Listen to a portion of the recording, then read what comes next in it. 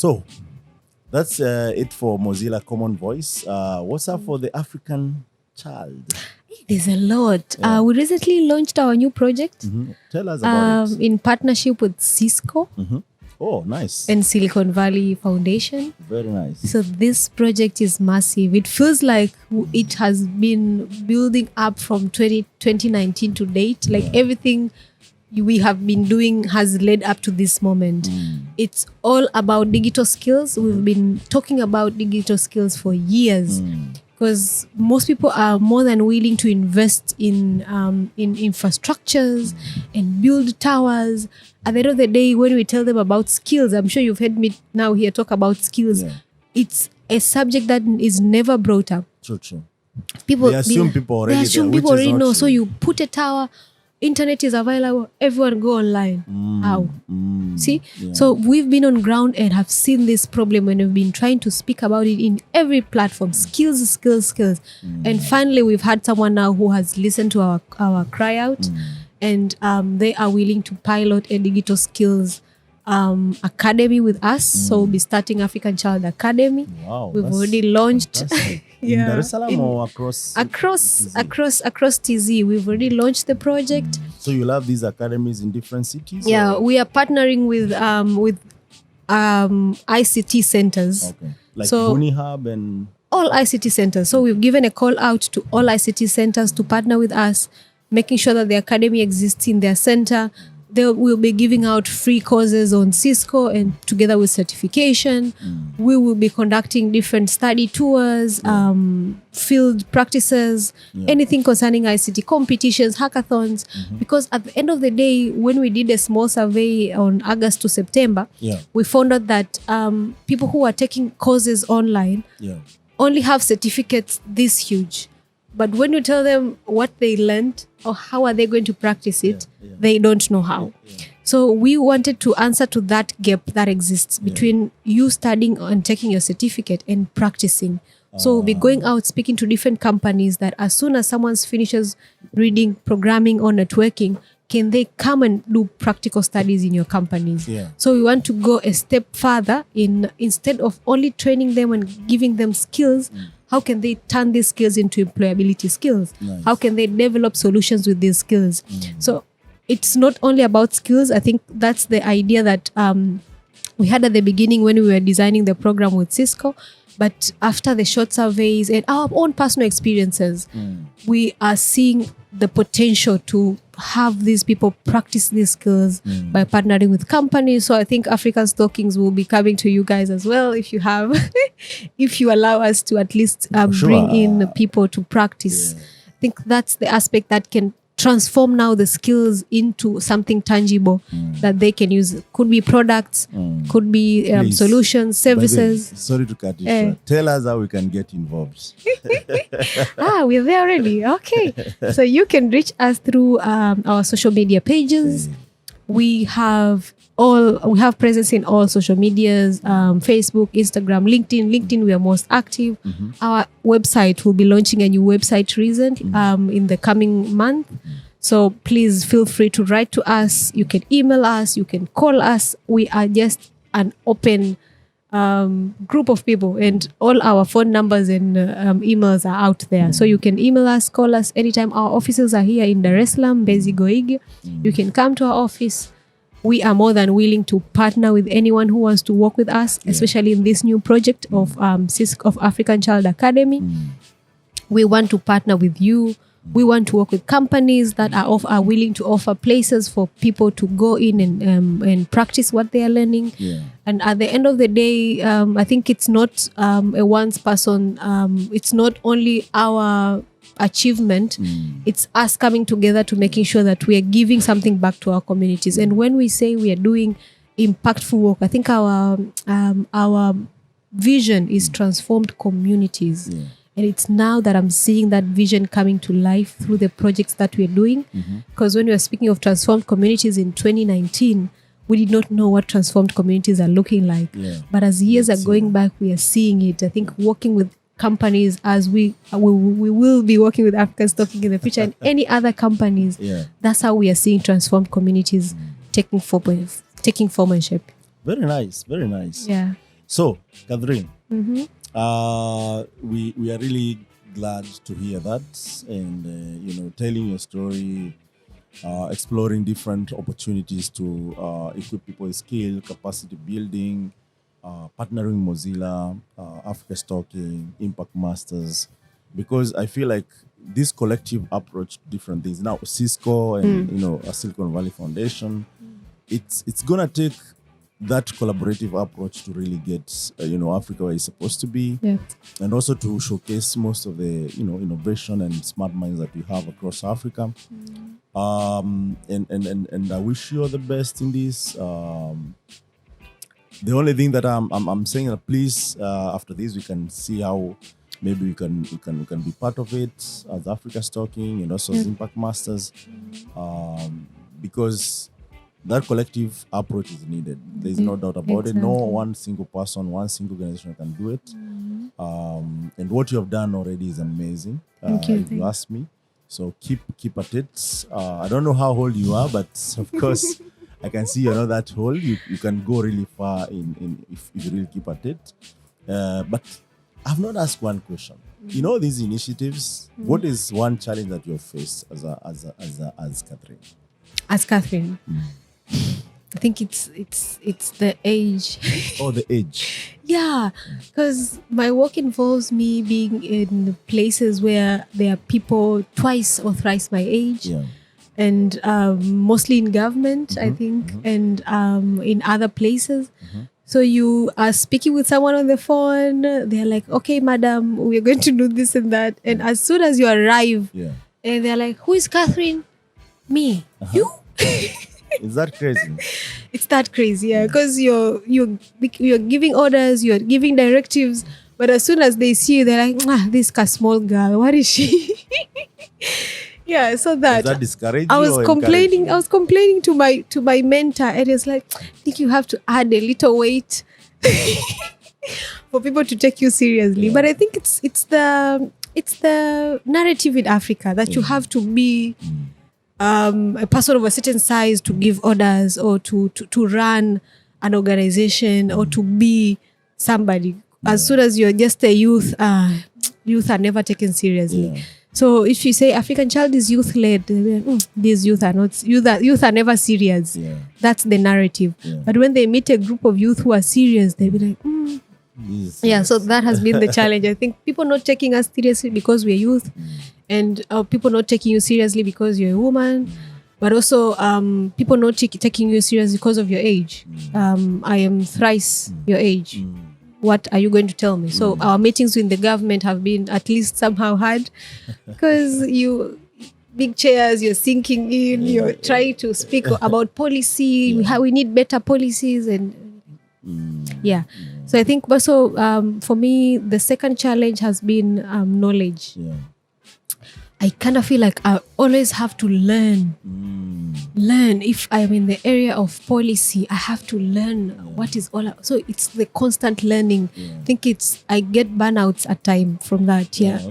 Burnouts are real, and the learning is continuous. But I love learning, but at times it gets overwhelming when you're not sure now what you have to learn to do something. Because I don't have an IT background and I'm running IT projects. My background is on international relations. So I constantly have to learn about IT stuff. When I sit in meetings, I have to know what they mean by megabits per second. I'm like, what is that? Yeah. Constantly learning. But I've loved it. And the journey has been good. Yeah. But so far, there's no life-threatening challenges. It's just something we can handle, but it's the challenges that we face every day. So my mentor usually say, don't take it personal. It's not about you. Oh, yeah. Yeah, so I know it's never about me. That, So I'm always positive about it. Yeah. So what can you tell young guys who are really, trying to figure out, should I go all the way? Should I study this? Am I too young for this? Am I too... there are people who actually have self-doubt around these. Yeah. And also people who take things to be, about them. About them, yeah. Literally, like, you might say something and you're just trying for this person to get sense. And already it's becoming personal. It's personal, yeah. And then, that doesn't really propel you. People find you unprofessional and also... kind of, should I take this person serious? Do they need some time to grow? And in fact, someone might be willing to give you a big project, but from that alone, they might be like, am I making a mistake? Because, here's what it is. Nakumbuka, there's this meme going around about your president, and I say, Nanili won. William Ruto. Huh?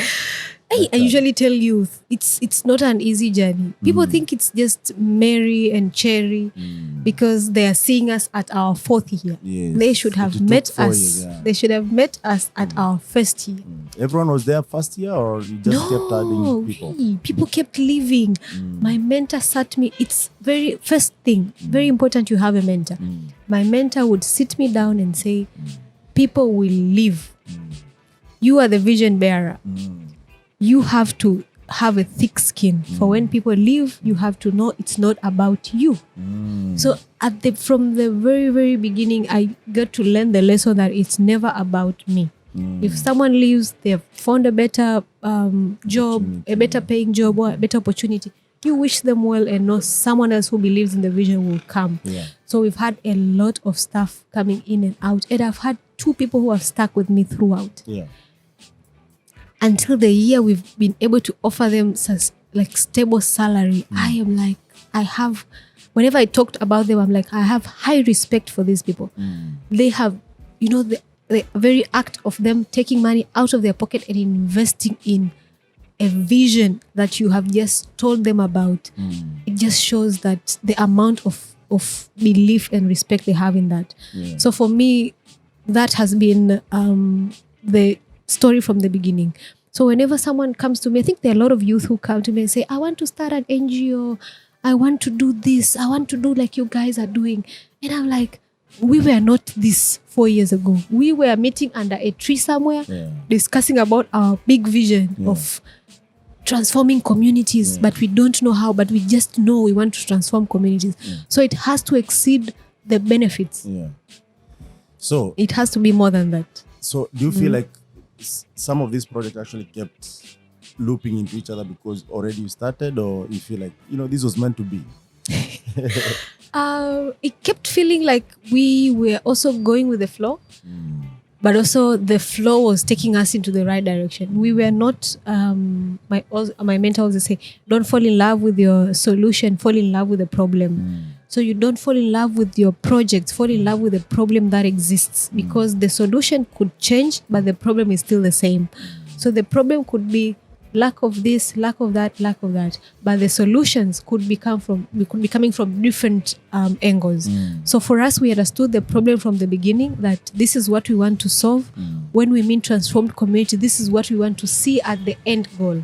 But the process here, we did not navigate, or we did not know what the process would be, but the end goal, we knew it, and the starting point, we knew it. So opportunities that came our way, we knew this is for us because this speaks to what we value or what the end goal is. Yeah. That's how we knew it. And then again, understanding trends. I think we've been able to stay in front of trends for most of, because now I was telling, I think one of my team members was like, how are you able to see that digital skills is key? Because how? Because the government is now speaking of digital skills, but you're already implementing a program on digital skills. How are you able to see the trend? But I am able to sit and see the direction of where things are going. I think it's just like a third eye type of view. I'm able to see that, okay, now a lot of resources are going into infrastructure. In the future, people will see that infrastructure is not the only solution. They will come to skills. We have been speaking about skills since 2019, 2020. No one was listening to us. But now the government will finish in investing in infrastructure. They will see people do not have skills. We are already implementing a program on skills. So when we are pitching this program to the government officers about it, they're like, wow, we have been thinking about this. We want to partner with you. And I was like, see? Because they're going all out, spending all funds on infrastructure. People do not have skills. So at the end of the day, who will use this infrastructure? It will be in vain, which we're hoping not to. So whenever we were pitching this project last year, we were emphasizing on infrastructures and access is what the whole world is talking about. But this small aspect of skills, it is what will hinder us from making sure that we are connecting. I think we went into the meeting of ITU. They were speaking about connecting the next million people who are still unconnected, but still after connecting all of them, what's next? So we're able, I think the ability to understand trends, that's what I think most African startups need, to just see how things are moving and know that, okay, something is missing here. Not feeling sufficient, oh, we've already done everything. There's always something you have to like. Niche markets. Iyo. Very nice. Very nice, Catherine. Let me not say that, but I like it. So this is really interesting, and thank you so much for making time for us. I wish we had all the time in the world, because I feel like there's a lot. But I'll be coming to that now and then, at least a quarter, because I feel like you guys are doing so much, and especially in tech, and there's not much coverage for it. First time I came here was not last year, but 2018. And last year I came back. And even when I was coming last year, there were so many people telling me, things are a bit slow, guys are not so excited about tech. But for me, I believe where there's people, there's a solution. So I said, okay, nevertheless, I'll go, and if it just doesn't work, that's it. But look, we're here we are. So thank you so much. I'd like you to give a parting shot and, tell our subscribers, please, hata kwa Kiswahili yani, wabongo jamani. Subscribe, like, mtuambie feedback, I'll appreciate. Okay, ladies and gentlemen, we are coming to the end of our amazing podcast kwa Kiswahili. I love this saying. I think it was by a certain media in Tanzania. They were saying something, tunakufungulia dunia kuwa unachotaka. I think that's what African Talking is all about. You're opening the world to us. To tell our stories, to share the untold part of our lives. And thank you so much for that, for opening the world to us. So please, msisahau kusubscribe, kulike, kucomment, kushare, and tell people about Africans Talking, tell people about this amazing podcasts. I think you have a series of podcasts with different stories. Please listen to them, learn from these stories. Because there's nothing new under the sun. The same challenges we're facing, the same challenges that you could be facing, and you could see ways to navigate from our stories. So welcome, karibuni sana Dar es Salaam, karibu Tanzania. And I'm looking forward to hearing this podcast airing. Yeah, for sure. Thank you so much. Asante. And I also give a proverb, but nowadays I want to giving proverbs. Unataka uwe mhenga. Jamani, yani, I've realized that we don't say enough. There's this program in Kenya called Spice.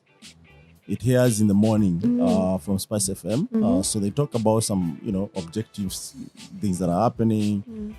And I found them actually really intuitive to listen to, as opposed to just listening to just radio. And they always open with a proverb and what it means. But for me, I just end with a proverb and tell you what it means. So I finish with a very nice Swahili proverb. Proverb in Swahili is? Methali. Mzuri akosi kilema. And it says a beautiful person is not without a blemish. And I'll explain a bit. So if you go to any country in the world, there's always the positive side and the negative side. So for me, I would encourage you to focus on the negative sides because we're not perfect. And that, I think that's how the planet Earth is built.